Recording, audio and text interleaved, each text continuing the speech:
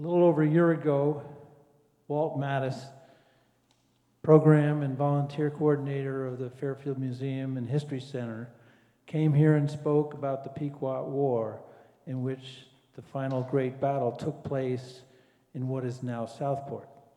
He returns today to speak about Fairfield and the Revolutionary War. Pat McCullough, a Greenfield Hill historian known well for guided tours of famous homes on our hill community, will assist Walt in telling the story of our town during the war. Please welcome Walt and Pat. One more thing, they would like this to be interactive. So if you have any questions as they're telling their story, raise your hand and we'll get the mic to you. You can ask the question right away.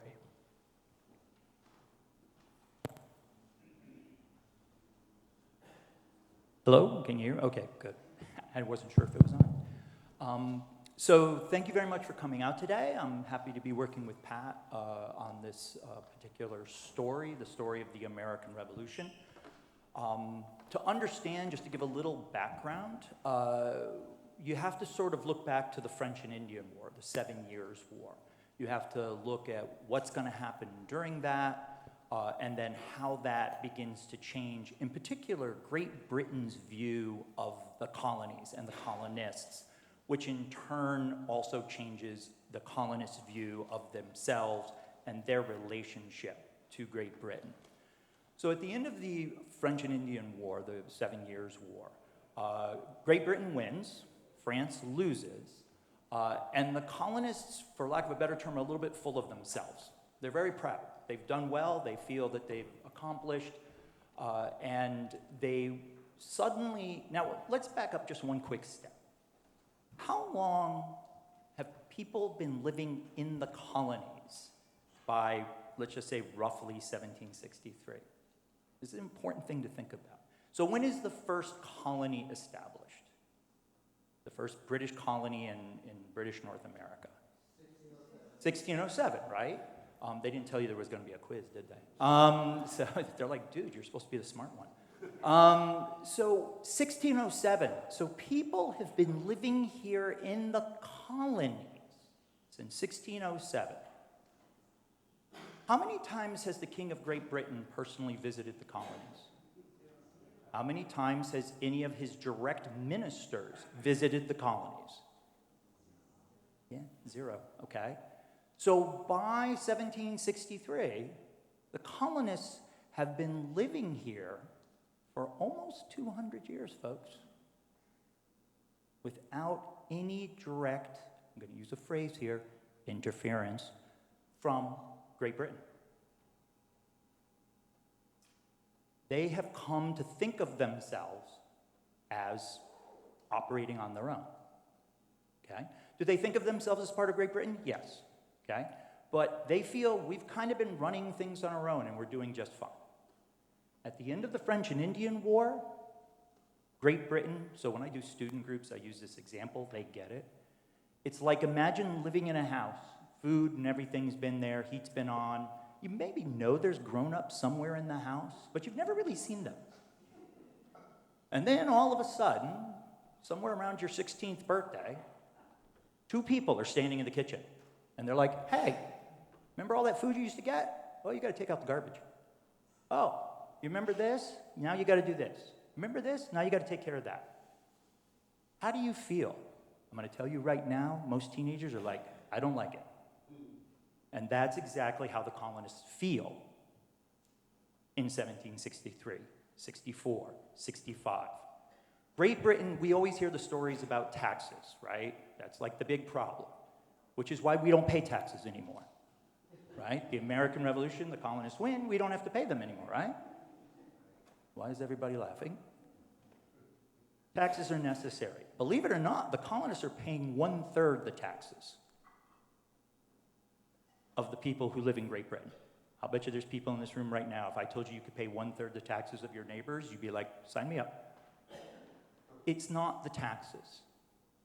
It's the involvement, the direct involvement of Great Britain, okay? In Fairfield, they feel that. Fairfield County, as we move more west, yes? No. Oh, I'm sorry. Fairfield County, as you move more west, tends to contain more loyalists. Does everybody know what I mean when I say a loyalist? Right? How many people think they would have been a loyalist at the time of the American Revolution? Yeah. Grown-ups are much better at answering that question honestly than kids are. So how many people think they would have been a patriot, right? The concept of a patriot, which basically just means you get to deflate footballs and win Super Bowls and you don't get in trouble. I'm a Giants fan, I can say that. Think about it, folks. What does it mean to be a patriot in 1770? Are you willing to attack government offices? Are you willing to attack? Tax collectors are government officials, folks. Are you willing to attack them? The governor of Massachusetts gets his windows broken, his house attacked. Are you willing to do that? You might be a patriot. Okay? Most people don't see breaking away from England as a real answer. But what they do want, what do they really want? I'm going to put this out real quick. What do they really want? Yeah. Representation. They want to be respected as British citizens. Remember the story about the teenagers and suddenly there's people who are saying, hey, you can't do this on your own anymore? That's how the colonists feel. And Fairfield, for the most part, there are loyalists here, but for the most part, is definitely in that camp of, hey, we should be respected. We should have a say. We should have a voice. Once again, as you move in farther west, it's going to get more and more loyalist. And as you move north, okay, in 1774, when the first Continental Congress is having their meeting and they come back with their ideas, Ridgefield, Newtown, Reading, all are like, no, not so much. They're actually sticking more to a loyalist side. Reading and Ridgefield will change their tune about late 75, but Newtown stays very much in a loyalist camp. So we're having some mixed ideas, but the vast portion of Fairfield is pro, for lack of a better term, independence. They're pro that idea of having their own government and being able to govern themselves. To the point where in 1775, when Boston Harbor is blockaded, Fairfield will send supplies. We send rye and we send wheat, and it's voted for unanimously. There's nobody in the town who says don't do this. So we're very much setting ourselves up to that side of the fence. Okay? When the war breaks out in April 19, 1775, the Fairfield will send a company of men under David Diamond to what's known as the Lexington Alarm. Going to be honest, they don't get there for Lexington and Concord. They actually get there after. There are people who come to Fairfield because they're fleeing the attack on Lexington and Concord. Does anybody know who they are? A gentleman by the name of John Hancock, Samuel Adams, Aunt Lydia Hancock. So John Hancock is not raised by his biological parents. He's raised by his aunt and uncle, Uncle Thomas and Aunt Lydia. Uncle Thomas is no longer alive at the time, but Aunt Lydia comes down, and with her comes John Hancock's fiancée, a woman by the name of Dorothy Quincy, and she will actually come here to Fairfield. And why do they all have to flee? Well, if you remember anything about Lexington and Concord, we know they went for arms and munitions, but what else were they going for when they marched out of Boston? John Hancock, Samuel Adams. They were wanted men, and they had to flee. And so they come here, and they stay with their good friend, a gentleman by the name of Thaddeus Burr. So at the location today where the Burr Mansion is, there was another structure. We will get eventually to why it's not the same one. But they come here in 1775, in April of 1775. John Hancock and Sam Adams will continue to Philadelphia. They're part of the Continental Congress, and so they will continue. But Aunt Lydia and Dorothy Quincy will stay here in Fairfield. When John Hancock returns, he will marry Dorothy Quincy here in Fairfield, and their wedding will be officiated by Reverend Andrew Elliott here in Fairfield. So, because once again, he can't go home. They can't go back to Boston. Boston is still under the control of the British Army. Aunt Lydia, unfortunately, will never return to the Boston area. She will pass away here in Fairfield and is buried in the old burying ground. And she is the only Hancock to not be buried in the Hancock family grave area in Massachusetts. She's the only one to be buried outside of that, and she's buried here in Fairfield. The war will progress into 76, 77. Fairfield votes alongside the Declaration of Independence. They concur. 1777, though, the war comes home. Approximately 1,800 British troops will land at Campo Point in what is today Westport. So we're going to back up just for a moment. I don't know how many of you remember when we had the first talk, we talked about how big Fairfield as a town was. Does everybody remember? Okay, so remember, Fairfield went all the way to the Saugatuck River, all the way to Park Avenue in the east, all the way down to what is today Seaside Park from the coast. At the time of the American Revolution, Reading is no longer part of Fairfield. So basically what today would be the Weston-Easton Reading line. So all of that inside there is Fairfield at that time. Prior to the American Revolution, 1767, Reading is also part of Fairfield. So when they land at Campo Point, Cedar Point, it's actually Fairfield. Where they're landing at that time is actually Fairfield. All the records of the time period say Fairfield. They don't say Westport, because Westport hasn't been created as a town yet. They will march up, and we were talking earlier, some of us, about a mile from here, they will stop at roughly the intersection of Cross Highway and Reading Road. And they will camp there, and camp is an overstatement. They're going to rest there for about 2.5 hours. And then from there, they will continue up Reading Road, and from there, continue up to Danbury, where they'll burn about 40 homes. They will capture supplies. That's the reason Danbury is chosen as a target, it is actually a supply hub. They will capture supplies. They will burn about 40 homes, and then they will begin their march back. Now, they choose to actually go farther west before they head south.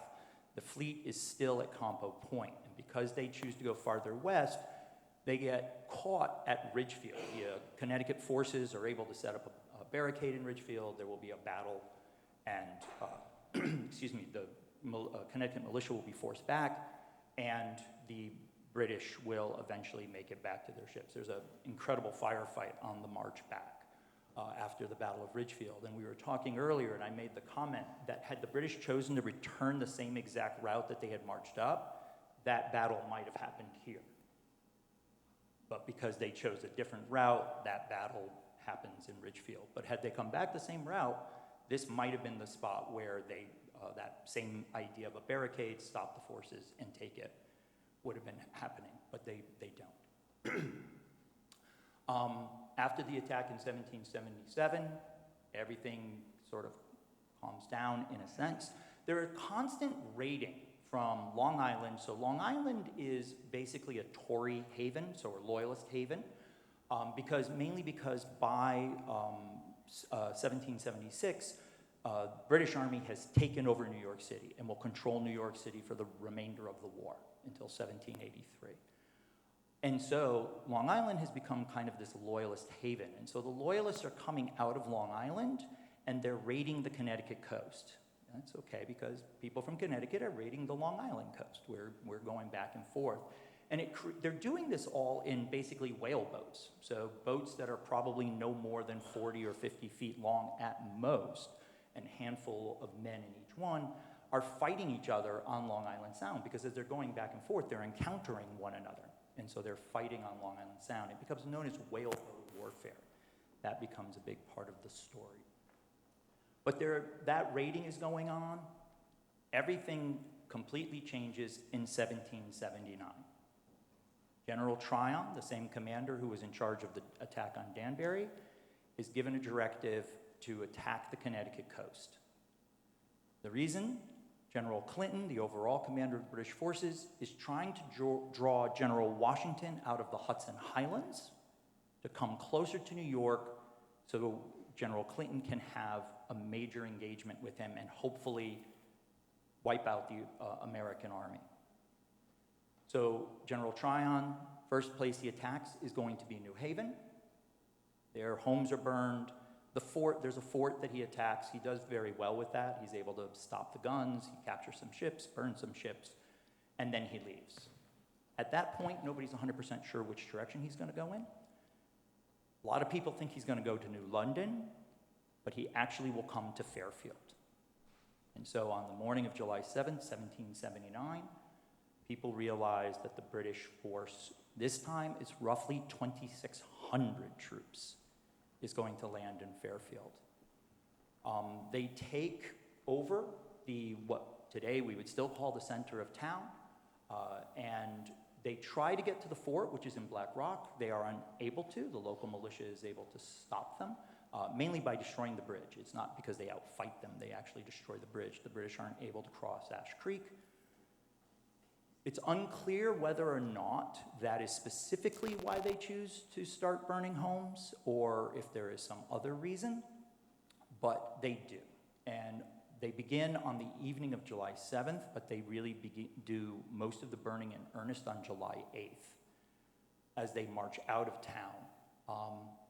87 homes are going to be burned, an equal number of outbuildings, churches, the courthouse, the jail, all destroyed. When we say burning of Fairfield, it's a bit of a misnomer because the area that's burned, and for the easiest way to do it is for people who are familiar with the Memorial Day parade route, if you know the basic route, Post Road, Old Post, out, that's the area that gets burned. They don't get up here in 1779. They don't get to the Stratfield section. They don't get to the Osborne Hill section. It's just that area that they burn. But it is the most populous area. They do burn Green's Farms, which is part of Fairfield, but that most of the destruction is in that downtown area. So that takes us up into 1779, at which point I'm going to let you kind of take over so we can talk a little bit about how Greenfield Hill is fitting into some of this larger story. Okay. One of the things that you have to put into context is that where we are in Greenfield Hill is in the Old Mile Common area. So there was a 1 mile stretch basically between Reading Road and Burr Street that was owned by the town. That was disbanded in the early 1700s, right around the time that the first church was built here. All of that land was given to the townspeople of Fairfield based upon their current ownership of land. So the Burr family, which had been here forever, had large holdings in town. They got very large holdings up here. Same is true with the Morehouse family, the Bradley family, which was in this area, were all early settlers of Fairfield. To put that into context now, they're up here on the hill. There are no trees. You can see downtown from here, particularly from the 7-story steeple, which is probably the tallest building in all of Connecticut at the time. They can see what's going on downtown. Those are their relatives. Those are the people that are being burned. Here is where they would come after their homes were destroyed. So the Sturgis family downtown would come up to the Sturgis family homestead here. The Hubble family would come up and stay with the Hubbles here when all that happened. So it must have been absolutely terrifying for them to see what was happening, but not really know what was happening. The story goes that there were sentries placed up in that 7-story steeple here, and that they could track the British. They could see them in New Haven. They could see them all the way down to Westchester County and, of course, across to Long Island. From up here, you could literally see all of Long Island just by standing on the ground, because you had nothing that interfered with you here. There are a couple of stories about the Revolutionary War that happened here. One is Dr. Hosea Hurlburt, who lived just up the road here. The British sent a group to arrest him, and he just escaped by horseback before they got here. But they were close enough, they actually shot and killed his horse, which he fled on foot and never returned to Greenfield Hill after that. That is a story that's told me by the previous owner that I guess has been passed down through the years of that house. The other thing that was related to the Revolutionary War in this church is we have two historic 18th century tankards that used to be displayed in the front of the church. They're now held in a safety deposit box. One of them, by the way, is estimated to be worth about $150,000 by a very famous silversmith from Long Island. But those tankards, they feared that the British, because they could see them, were going to come up what was then Fairfield Hill Road, and it's now Bronson Road, and then loot the area as they were doing downtown. So those two tankards were taken down the hill and hidden in a well. Now at that time period, there were not a whole lot of houses on Fairfield Hill Road, again because they were farms. So there was some distance between many of the structures that were here. There were really only 5 houses between here and Hulls Highway. And of those 5 houses, 2 of them were very close. The Bradley houses here, the Pomeroy house, which is on the other side of the playground, and then the 2 houses down on Verna Hill. There is a well on the house on the left as you go down that still exists today. I believe that is the original well for the house. The other original well on the hill is right behind us, and that was John Goodsell's well, which is probably the oldest structure on Greenfield Hill because his house was built before the church was built. So they took those 2 silver tankards and hid them inside that well in the event that the British would come up here. So basically, that's where we stand. Any other questions about the hill? Yes, ma'am. Debbie. What I wonder about is the British got some resistance. How did we organize ourselves? Did we form a militia to fight against them? Well, the militia was Fairfield-based. And remember, back in the day, the Congregational Church was still the power in Connecticut. We were a church state. And so generally, the responsibility for militias fell to the church.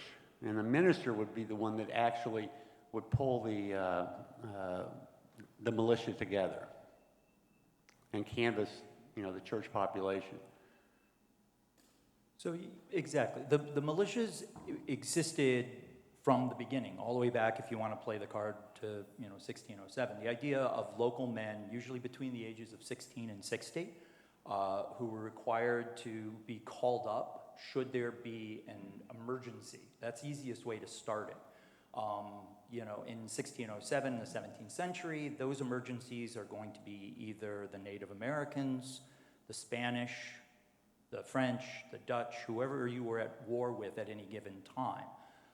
The possibility of needing forces local to defend was always there. But they gathered twice a year. They were required to gather twice a year, usually in the spring and the fall. Today, we sort of keep that alive by 2 holidays known as Memorial Day and Labor Day. That was part of, and it was a very social event when the militia would get together. But they had trained. By the time of the American Revolution, one of the misnomers is that nobody in America knew how to fight. These were all just farmers. And that's kind of untrue. In fact, on some levels, the American militia had more actual combat experience than the British soldier, the average British soldier, because many of them had fought in the French and Indian War. so they at least had some degree of experience. But every community had that. So in 1779, when those forces, what makes things, for lack of a better term, a little confusing is that what happened, remember I said New Haven got attacked first, okay? So what happens is the militias all went to what was known as the New Haven Alarm. So in other words, when the British fleet showed up off the coast of New Haven, alarms were sent everywhere, proverbial horse rider thing. Hey, we need soldiers in New Haven. We think we're going to have an attack. So all the local militias, including Fairfield's, go to New Haven. And remember what I said happened after the fleet left New Haven. Nobody knew exactly which direction they were going to go in. And most people thought they were going to go to New London. That was the most logical next attack for them. And so they all waited in New Haven until they figured out that they were here in Fairfield. So it took a window of time for that militia to start rolling back from New Haven to Fairfield. We don't think there's ever more than 150 militia in Fairfield at the time of the attack. They gather on Round Hill. For people who are familiar with Fairfield University, Bellarmine Hall sits at the top of Round Hill. So that's actually where the militia gathers. But as I said, we don't actually think there were that many. I jokingly say there was no sign-in sheet. So we don't know. Later, through depositions and things, we start to discover who was there. But yeah, there was already a militia service in operation. One thing to note is that in the early days, the reason why this church is here is that this was the militia parade ground. And it had access in the Mile Common, because there were very few roads that ran across the Mile Common in those days. But what is now Old Academy was called Seven Rod Highway in its day. It ran all the way across, so it allowed access from the east and the west. And then Bronson Road, which was Fairfield Hill Road, allowed access from the south. So people could get here by coming down from the north on Reading Road and then cutting across. And that's why this location was picked. And they would come up here and practice their parades, I guess, twice a year. Drill. So, other questions? There's a powerhouse behind Thomas. Can you describe the importance of the powerhouse, and were there multiple powerhouses, or was that centrally important? So a powder house or a magazine, okay, is important. That one dates to the War of 1812. That's when that one was built. We do have record calling for a powder house to be built prior to the American Revolution. It is very unclear where that was built or if it was even built. Just because something got brought up in the Fairfield, meetings doesn't necessarily mean it always happens. It's just brought up that they should have one. The significance is it's a place to store munitions, shot, musket balls, as well as powder. Sometimes weapons, but not usually, would actually be stored within also. But it was a central location so that if there was an attack, and by the time of the War of 1812, Fairfield understood the possibilities of what could happen because of their experience in 1779 during the American Revolution. It was important to have that location. So the fort, so there was actually a fort in Black Rock. If you're familiar with Black Rock, there's Grover's Hill. There was a fort there both during the American Revolution and also during the War of 1812. When I say fort, understand I don't mean, for people who've been to like Fort Ticonderoga, it's not that kind of fort. It's more of an earthen fort. It's dirt that's been piled in some way. It did have cannons. It probably had its own magazine because it would have been too difficult to bring munitions from a site inside Fairfield all the way over there. So it would have had its own magazine. I read recently that fort is now submerged. Is that true? So that's a conversation. There are people who believe there is a stone structure in the water just off of St. Mary's. So if you're familiar with the area, there's a stone structure. It's somewhat trapezoidal in shape, and it's made of very, very large stones that have been sunk into the water.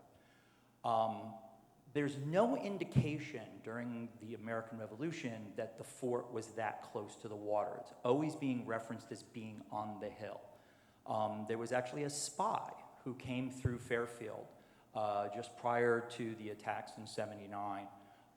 And he, in his report, actually talks about the fact that the fort is on the hill, and if you could get behind the hill, then you could capture it because it had no way of protecting itself from the back.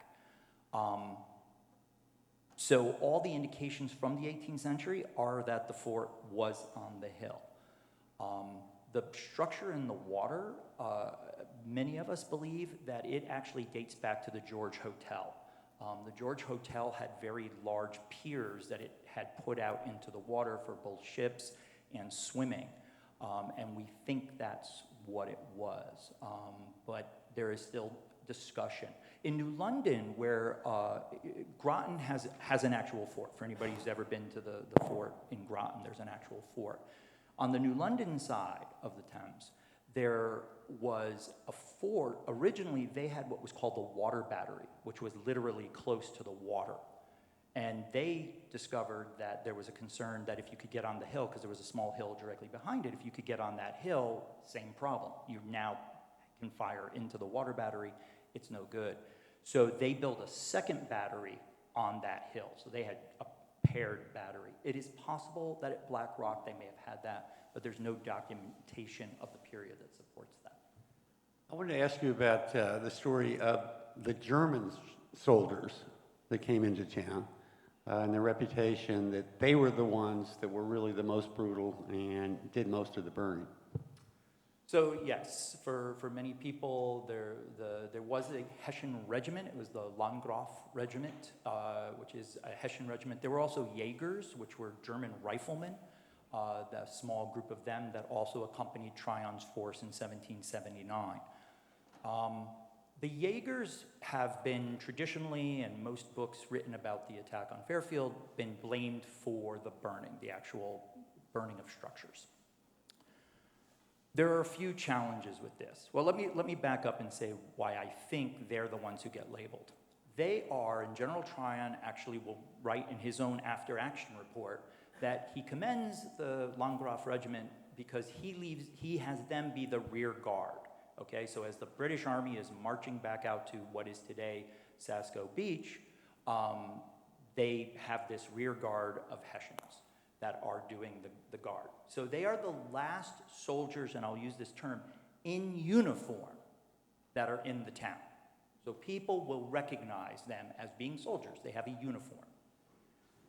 There were, with Tryon's force, two loyalist regiments, or two loyalist units. One is the King's American Regiment. Now, the King's American Regiment is trying very, very hard to be a regular British regiment. In fact, they have red uniforms. They have red uniforms with olive facings. So they're trying to be just as disciplined, just as orderly as any other British unit. But there's another group that comes, and they are the Loyal Associators. Now, the Loyal Associators, they're a little bit more loose, okay? They are basically loyalists who aren't an official regiment. In fact, we don't think they come in anything more than a company size. So that means roughly 50. And they do not have uniforms. So they're the way we think of the American militia, right? They don't have uniforms. So they would look like just about everybody else. There are two things at play here. A, we have no record of why the fires are specifically started, except for one, and that's General Tryon, in his after-action report, will say, I regret the loss of so many homes. We did set some on fire because we wanted to prevent them from being used by the enemy. And what he's saying is, what soldiers will do is they'll go up into that second story, third story, and they're going to shoot down as your soldiers are marching out of town. So that's what he's saying. We set them on fire. And he says, and the fire spread from there. We can decide whether or not we want to believe General Tryon. Okay? If there was an order given, there's no record. Personally, I think there might have been a little bit of a, hey, it would be too bad if these rebel homes all burned down. Wink, wink, nudge, nudge. And who would be best to do this but a group of loyalists who, A, by 1779, know the war is not, no matter what happens, the war is not going to end well for them. Okay? They know that. B, they were very mistreated prior to the revolution. And now they have 2,700 of their closest friends to back them up.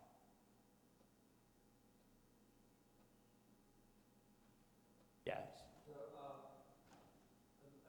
with what you said, were there any royalist families that stayed on in Fairfield after the war? If they, there are some that begin to return. In fact, ironically, the Anglican church, which is burned, the one downtown, which at that time stood at the corner of Old Field and Old Post Road, right where those two come back, almost not literally where the YMCA is, but right in that right on that corner is where it stood. Reverend Sayer is the brother of the Reverend Sayer who left. So John Sayer leaves, James Sayer will come back after the American Revolution and officiate at that, well, not that church, because that building gets burned, which is its own separate interesting conversation. So yes, some loyalists do come back after the war. Most do not. In Fairfield, we didn't have a large number. The Morehouse family is probably the most famous family or largest family that leaves. And anybody who stays during the war, if they have any loyalist leanings, they're fairly quiet about that. There is a whole story about the Bulkley Tavern, which no longer stands. We talk about the Sun Tavern, but if you're looking with Old Town Hall to your back, Sun Tavern would be to your right. To the left, where today Moreland stands, that would be where the Bulkley Tavern was. And Bulkley Tavern is one of the 5 structures specifically in that area that survive. And Jonathan Bulkley, who's the tavern owner, his wife is Hannah Bulkley, and Hannah, her maiden name is Hoyt. And so the Hoyt family, there's a lot of loyalists, including one of her brothers whose name is Jesse. And Jesse Hoyt is actually a pilot in the British fleet, which basically means he's helping the British fleet find its way through Long Island Sound so it doesn't run aground, or he knows the waters well enough to see them through. And there's some thought that, and probably safe thought, that that's part of the reason why the Bulkley Tavern, there's 2 other Bulkley homes and the Hobart home all survive. Is that Jesse Hoyt may have said, my sister and my brother-in-law have a tavern in town. If you need to stay, you could probably stay there, and it would be nice if those structures didn't get, burned, kind of thing. Although the truth is, there's no evidence that Tryon knew the town was going to be burned. There's no evidence that he came in directly with that idea. So it's hard to say that was totally the case. We're pretty sure that the structures that survive because British officers stay in them. So they're saved. There is one home, the Maltby home, does survive, but it has burn marks. And we know that Jonathan Maltby had a slave who's roughly about 13 years old at the time, named Christopher or Kit. And he comes down and actually puts out the fires. And the burn marks are still in that home. I've actually seen them. It's a private residence, but I've actually seen those. So, there are loyalists, but by 79, all the real, somebody who is from the get-go a loyalist has already left town. Do they leave voluntarily, or is there a... Both. The quick answer is both. We don't have a lot of record of anybody being driven out of town. We do have record of people being punished, in particular fathers, whose sons have gone. Everybody tends to think it was the older people who wanted to be loyalists, but that's not always true. Often it's the sons who choose to be loyalists. And so people, if your family is still in town, the town asks for monetary compensation because you have family members that have gone over to the enemy. Just a quick finish up on the whole story of who burns things. So for years I've been trying to find out, because there's a big thing that stuck out in my mind. In all the depositions of the women who are interviewed after the attack, where they talk about, oh, I had a letter from General Tryon, or I talked to the people who came to burn my house, they're always saying, and we talked. And I said this, and they said this back to me in English.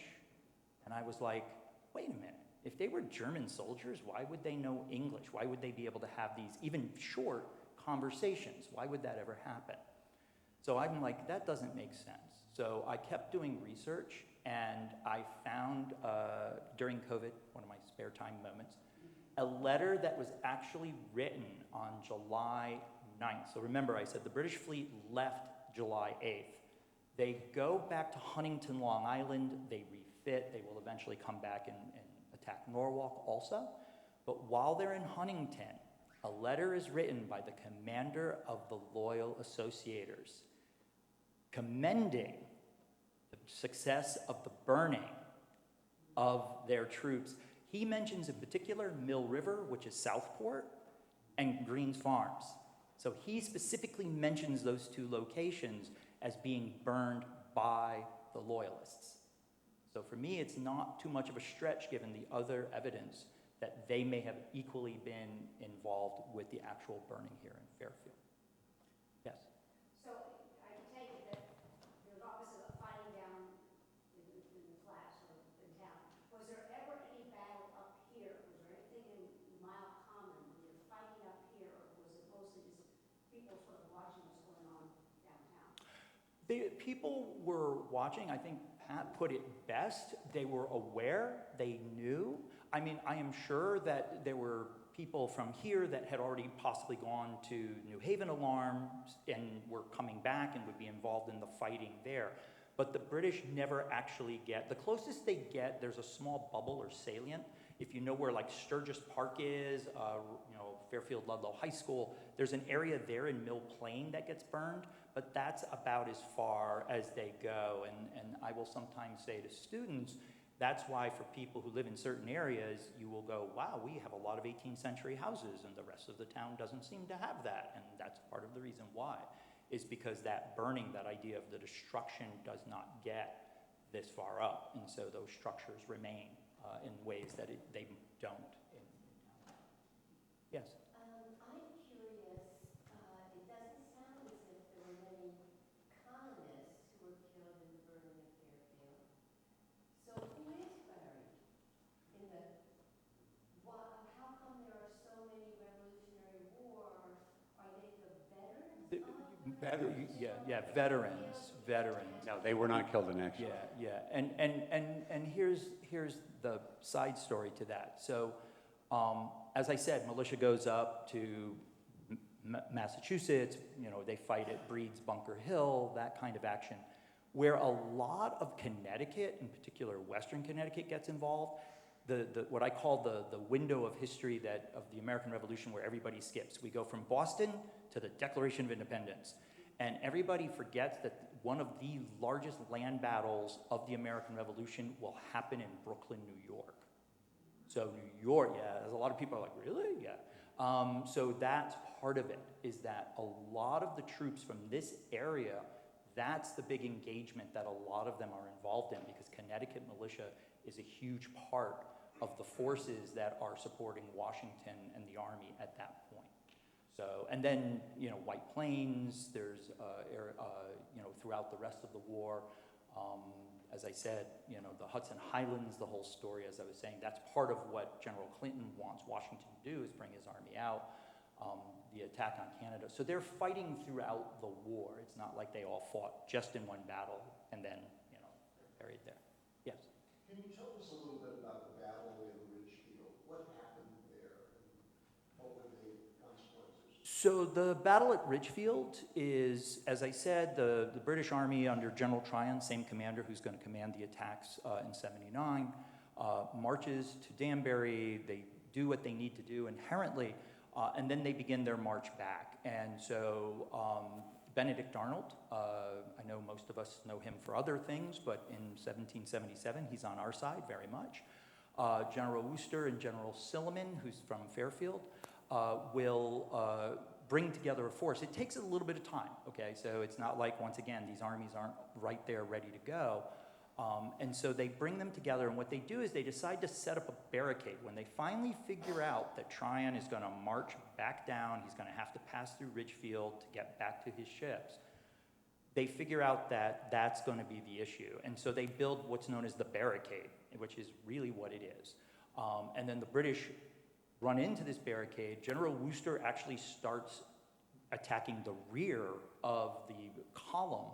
So remember I said there was 1,800 soldiers in this column. And so he begins attacking the rear of the column, which pushes them into the barricade. They fight their way through the barricade. Benedict Arnold has a horse shot out from underneath him. The engagement is fairly quick by comparison, but there's a lot going on. But eventually the Connecticut militia gets pushed back, and Tryon's forces now are tired enough that he says, we're going to rest here overnight, so just below Ridgefield. For those people who've ever been to the Keeler Tavern in Ridgefield, there's a cannonball. It's the famous cannonball from that was shot into the structure during the attack. The next morning, General Tryon, his army, have to still make it to Campo Point, and so that's the running firefight. For people who are familiar with the Battle of Lexington and Concord, it's very, very similar to that. Everybody knows the way you have to go. There's no sneaking around anymore. They know they have to get to Campo Point. That's where the fleet is. There is the famous Benedict Arnold sets up cannons because he thinks he knows where they're going to have to come through. Loyalist scouts actually warn Tryon. They take a different path. They ford the Saugatuck River at another point, so they basically go around Arnold's artillery emplacement, and then they fight all the way back down and almost get trapped. What saves them is as they get close enough to Campo Point, the British fleet is able to fire into, and they also bring in British Marines to help cover the rest of the retreat and bring the force out. So it's an engagement. Once again, there's a lot of Fairfield men who are going to be part of that. Local militias are a big part of that because it is here in Connecticut, the local, in our case, it's the 4th Connecticut Militia Regiment, which is predominantly made up of Fairfield and men from Stratford, from those two towns. They're militias. Does that answer? Or did you? Okay.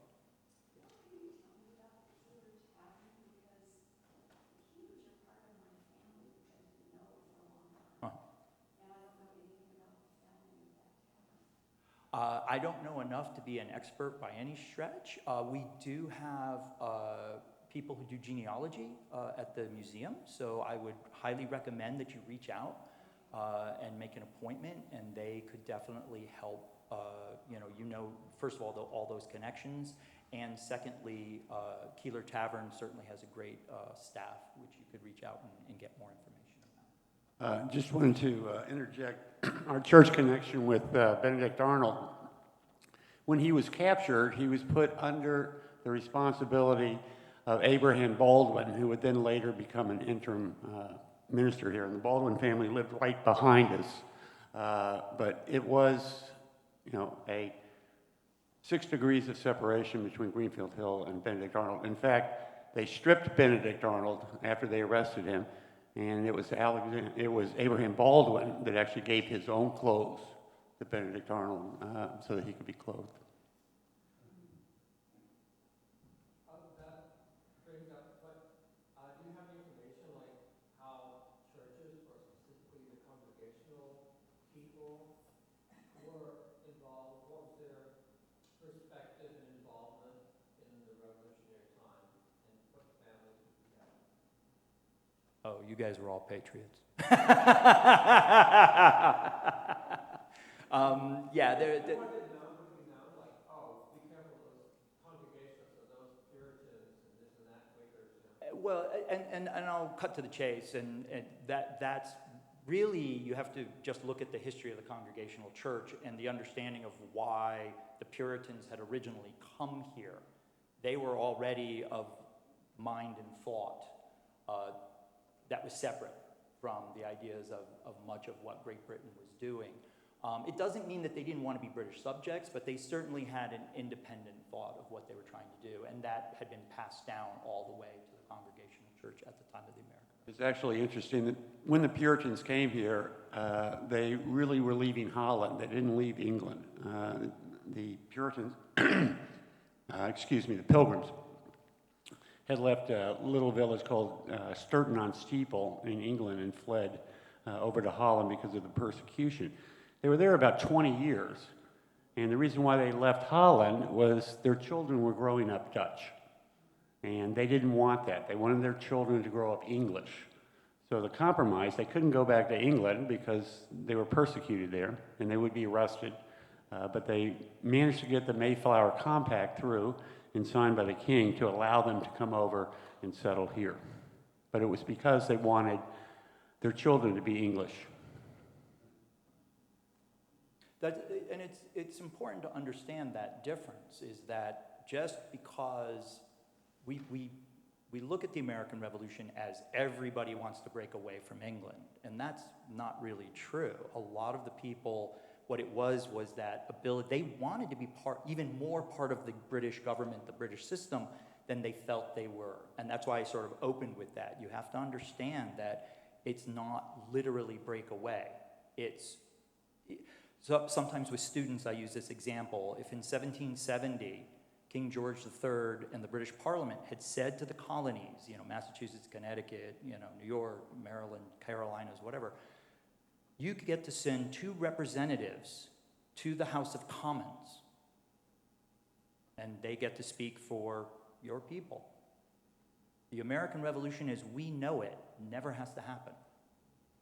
I sometimes jokingly say we become, Victoria Day is coming up, we become Canada. We could have played that role. That could have been how it happened.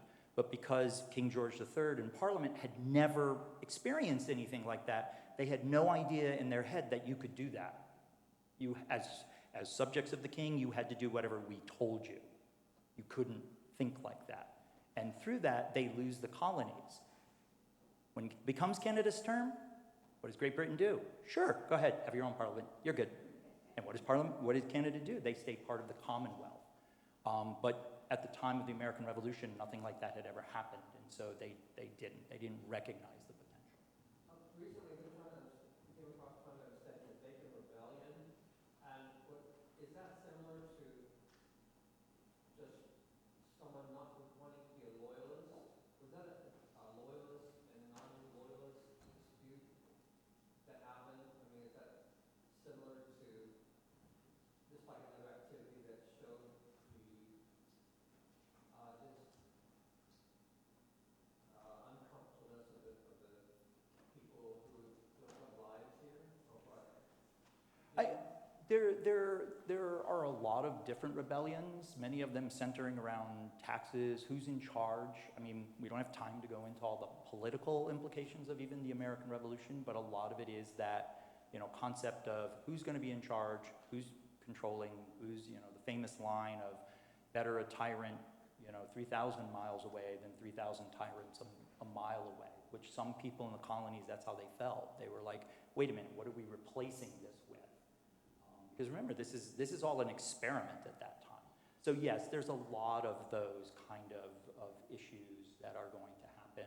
Even immediately after the American Revolution, there are already groups that are saying, well, wait a minute, we fought in the war, and why do we have to do this? Didn't we fight for freedom? There's a government already there saying, nope, we're in charge now. Yes, all of those have systemic connections, stuff like that. Any other questions? Yes. Yeah, there's a website, Connecticut History Today. Mm-hmm. They recently had a thing on General Tyrant March on Danbury. Mm-hmm. They showed a map. His army went to cross highways, Ring Road, and Bivouac. But there's a thing there, it says Couches Rock. And it's in off-Reading Road before you get to Reading. Do you have any idea where that is? I would guess on the Couch property at some point. That'd be, I mean, And they followed up, it looked like Couch's Hill, where I think that's I mean, I'm going to just quickly throw in that one of the toughest things with so many of maps and descriptions that we get from, especially like the 19th century, there's often this challenge of they will talk about places that we can no longer specifically identify because they call it by name, they call it by somebody's name, or you get things like near the old elm, and you're like, what old elm of which you speak? So I'm sorry, my guess is the Couch family, but that would be my guess. Either that or it was just very comfortable. I think something that was interesting that you had brought up when we discussed this earlier was the question, was the burning of Fairfield a success for the British? That's a great question. The quick answer is no, it is not. And part of that is because A, their primary objective was the fort at Black Rock, which, as I said, they never get to. They never actually get there, nor the ships that are in that harbor there at Black Rock. And then more importantly, the burning of Fairfield for what basically just seems no particular reason. General Clinton will avenge, and we didn't go into Norwalk and we're not going to, but just understand, Norwalk is also devastated. It is burned, but there is an actual battle that will occur in Norwalk, unlike Fairfield. Basically, the Connecticut militia has figured out Norwalk will be the next target, so there's a force there when Tryon gets there. So there's an actual battle that will take place. But Norwalk is also devastated, and General Clinton, who once again is that overall commander, understands the term we would use today. This is not winning the hearts and minds of the Poplins. Homes are burned basically indiscriminately, whether they might have been loyalists, whether they weren't. Churches are burned. Like I said, public buildings are burned, and Clinton basically never gives Tryon another command for the rest of the war. He's basically has him, put out to pasture, for lack of a better term. And so, no, it's not a success. It doesn't really achieve anything militarily, nor does it help with their overall cause. And most importantly, it never draws Washington out of the Highlands, which is really what Clinton wanted to happen. And that doesn't happen either. So because of those, overall, you can say tactically it's a success. They, come in, they wreak havoc, what have you. But overall, it's not at all. And while the death toll was relatively low, I believe, is it not true that more British soldiers were killed than American militia? We have reason to believe that there were more British. One of the challenges is we don't have a whole lot of record. Tryon actually mentions numbers, but we think he may be purposely keeping them a little on the low side. There is an account from the 100th anniversary commemoration, if you will, that takes place in Fairfield, where they talk about 40 British soldiers that were killed in the battle and then buried, of all places, under the town green, which I find very hard to believe that they would bury that many in a mass grave. And certainly I can't believe that 40, if you went back with 40 losses, that would have been recorded somewhere. So we don't know. We know that there's roughly 8 to 10 Fairfield individuals that are killed, including Solomon Sturgis, who's actually the father of Jane Sturgis, who is David Ogden's wife. So the Ogden house and the Ogdens are buried in the Greenfield Hill burying ground. Her father is actually one of the victims here in Fairfield. One other point about the Sturgis family is the people that were devastated by the fire in both Fairfield and in Norwalk were given land grants by the federal government out in Ohio, which is where Fairfield, Ohio, and Norwalk, Ohio are today. The Sturgis family, interestingly enough, made their fortune by buying up those land grants for pennies on the dollar, telling the people that the land basically was rocky and untenable. And then they would go to North Carolina and sell those land grants to North Carolinians and telling them that it was probably the finest earth in the whole country. And that was the basis of the Sturgis fortune.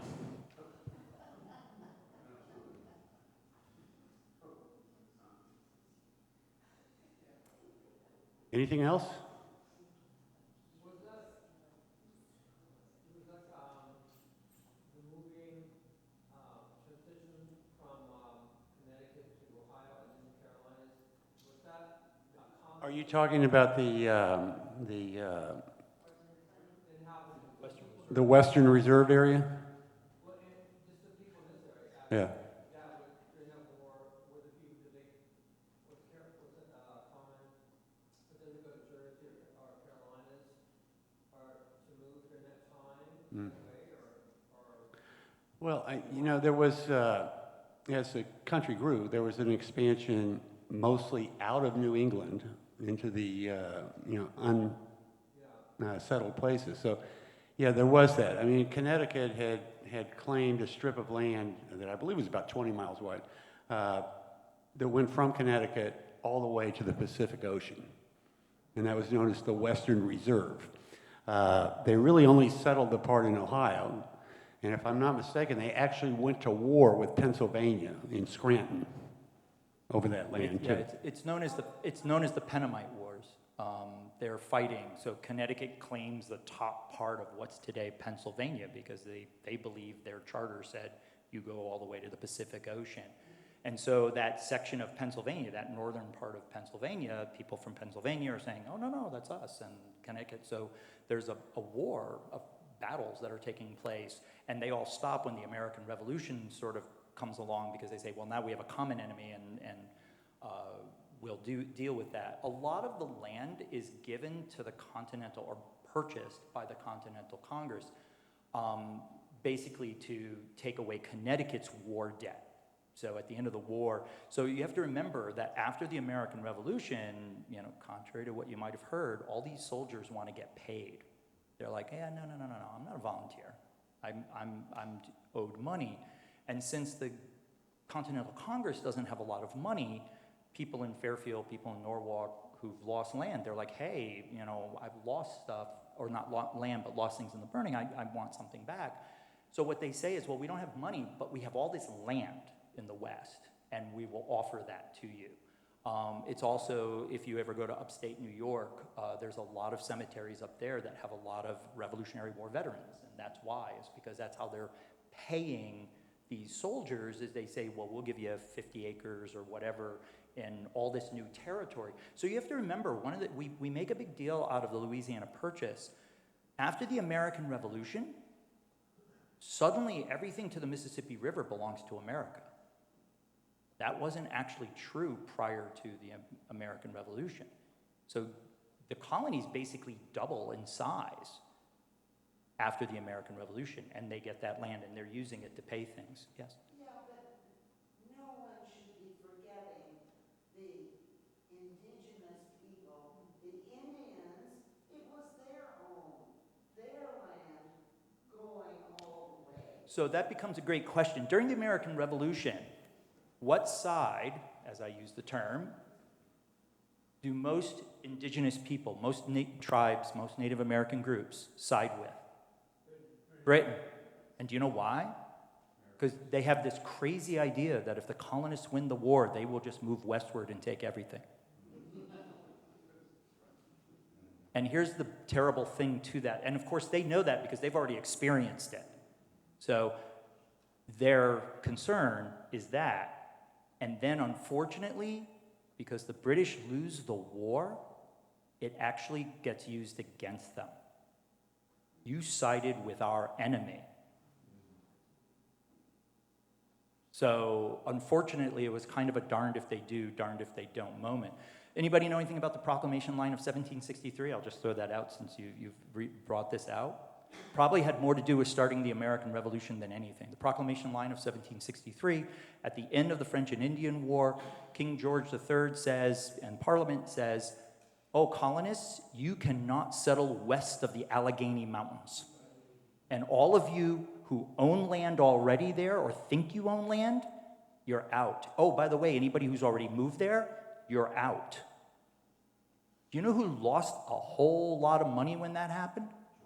George Washington. George Washington had a huge claim that all of a sudden he was told, oh, by the way, guess who they gave the land to the British government. Their Native American allies who had fought alongside them during, everybody in the French and Indian War talks about the French and the Indians, but there were Native Americans that had actually fought alongside Great Britain. And that angered a lot of colonists when that was done, because they felt that was theirs. So to your point, it had been an issue for a long time, very, very long time. Yes? Question. I don't know much about this wonderful church, but I know it was Puritan-based. But you don't, I used to live in Utah and LA and stuff. You don't see a lot of congregational churches in the Midwest or the Well, it did start here, but, originally it was the Pilgrims on the Mayflower. And there are congregational churches all over the country. We are a member of the Church of Christ, which is a conglomeration of several different religions. But Congregationalists are a little bit unique in the fact that, as the name implies, it is run by the congregation. So each congregational church is different from the other because it really gets its soul from the congregation. And for example, Obama's church in Chicago, that was a congregational church, a very liberal congregational church. BlackRock used to be a congregational church, and that was a very conservative church. And they're miles apart in terms of their own doctrine and dogma, but that's because it's coming from the congregation. It's not coming from the entity above. One interesting point, though, talking about the Trail of Tears, that was orchestrated under the Secretary of War Poinsett in the Jackson administration. And our connection with him is he attended the Timothy Dwight's Greenfield Hill Academy. Graduated. He was originally from South Carolina, but he was sent here to be educated by Timothy Dwight. And he was the one that unfortunately conducted the Trail of Tears. He also cultivated the poinsettia, which he named after himself. And I was just going to throw in, you were asking before about the church and the connection to that idea of the congregation being able to have its control over each group is key to that thought process of how those colonists felt, especially in New England. We can govern ourselves. We don't necessarily need you coming and telling us how to do it. They came from a background of that idea. So to that. So, Walt, Pat, I think we should stop here. If people have individual questions, they'll probably be here a few minutes, so you could come up and ask a question. But thank you all for coming. And